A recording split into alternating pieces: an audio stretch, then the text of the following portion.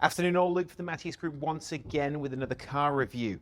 Now, it's fairly well known I'm not the biggest camper going around here in Australia, but if I was, how would I camp? What would I use? I would use one of these things. If I was towing something with my family inside and I wanted to keep them all safe and all happy with a big, beautiful caravan or one of those Jetstream huge mobile homes on the back, this is what I would pick.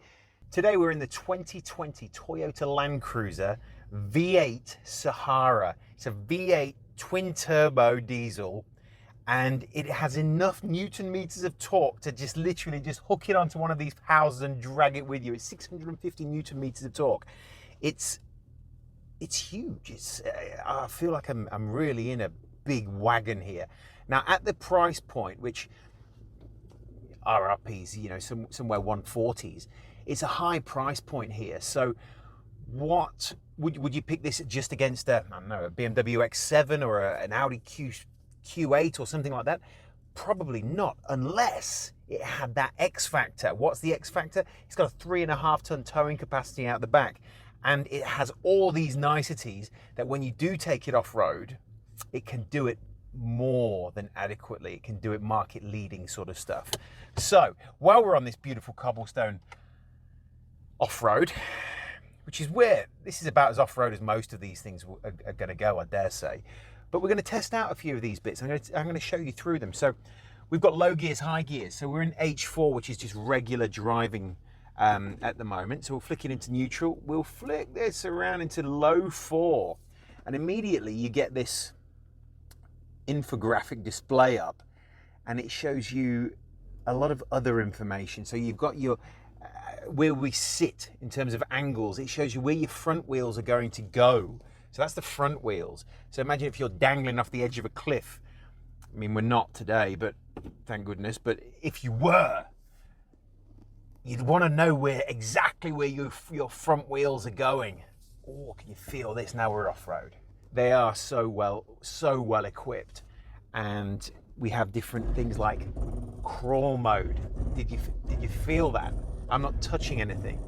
So if we're going down a steep, ridiculous hill right now, it is managing it all for me. We are all over the place. Toby is not happy about this one little bit, but we're in crawl mode. We're in crawl control. This is difficult off-roading territory today. Let's turn that off. I'm feeling a bit seasick. All right, let's just coming towards the end of this. In terms of an everyday drive, it's heavy around the city. It's a heavy driving. I'm just going to turn in here, Tabs. You hold on.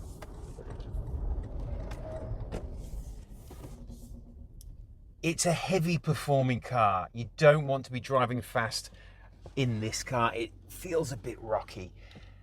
But in saying that, it's not for driving fast around corners. It's not trying to grab that market. It's trying to grab the safe, slow cruiser type market. The dogs are in the back. The kids are in the back.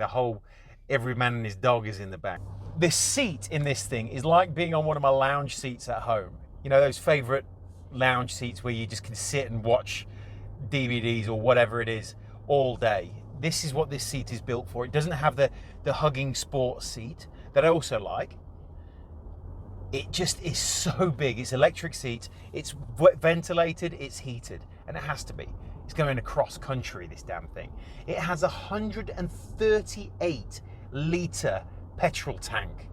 Why, might you add, has it got that much? It's because if I'm driving up to, let's say, again, I'm not very much of a camper. I go camping once a year to Bright, and I get a lot of grief for saying that because I actually stay in a chalet on the side of a campsite. But for me, it's camping. I've got a tin can and a fire and all sorts. So I go camping. When I drive up there, you need a couple of stops and whatever else. If I was driving across country with a caravan behind me, and you just want to do some kilometers, this size tank in this size car with this comfort level will just keep going and going and going. And what do you need when it keeps going and going and going? I'll tell you what you need. You need my favorite option in this thing. Oh, no. Another one, another layer to it. I've got my very own cool box here. I've got my very own cool box. And this is properly cold in here. I'm sure beers are kept in there, but for me, what have I got? I've got my protein drink, I've got my water. I'm ready. I'm in this car. I've got a full tank, 138 litres of turbo diesel traveling, and I feel like I've been everywhere, man.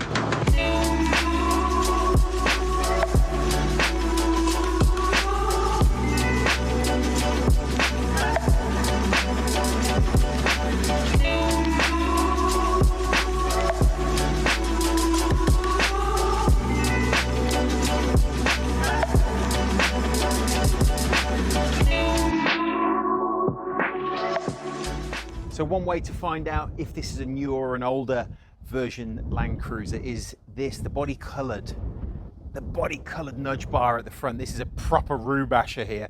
They never used to be body coloured. If they were from Toyota, they used to be that silver colour. So now they are a bit more slick and a bit more hideaway. But then the point of a Rubasher isn't to be a hideaway thing. It's to say, hello, I'm here and I'm doing some serious Ks up the blooming freeways at night. And it's a safety, it's genuine safety option. So I feel very odd driving around the city with one, because what if I just nudge somebody? They're going to be in a lot of trouble.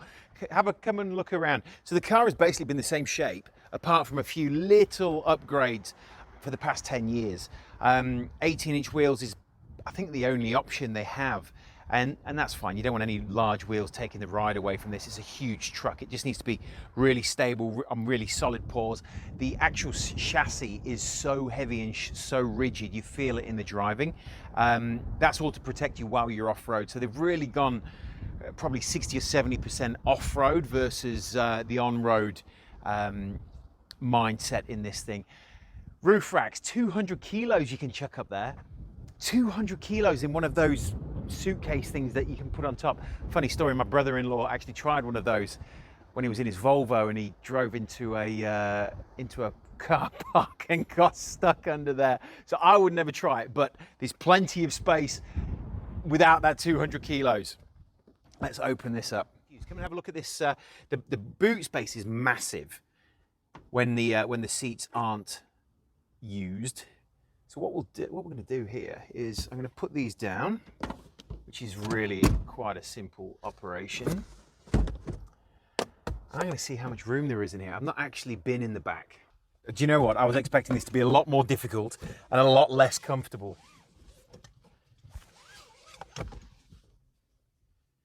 So I'm in the back, another 7-seater that I've made it into the back of. And this was comparatively very easy to get in. There's no footwell. So what I have here is my legs are up at quite an angle, but I don't think it'd be too often that a 6-foot-plus person would be in the back here. But in saying that, if I was, and we were on a trip or a short trip or something like that, you can just deal with it. You get there, it's totally fine. It's far more comfortable than some of the 2+2 sports cars, let's say. So I'm in the back. This is terrific. So the adjustable back seats, I can lean back here. There's loads of room. And I know Toby had his seat far back here. So there's absolutely ample room for everything I need. What have we got in here? Oh, a few bits. And this. I'm uncertain why they have this on here. And again, user issue. I'm struggling to get it off. But it does unveil a nice size screen. This is all digital, it's all controlled from back here. You've got your own zone climate control. The kids in this back seat are just the lucky ones. They get to go everywhere for long periods of time. And I think that's why. So you don't get that, are we nearly there yet, kid type thing. I know I was a big, are we nearly there yet type child. Maybe a touch high maintenance. If you are looking at traveling across this beautiful country of ours, then this is going to take you there, and it's going to take you there well and safely. This is Luke for the Matthias Group. Would love any feedback or thoughts or stories from camping. No grief of me camping, but any feedback, we'd love to hear from you. If you can.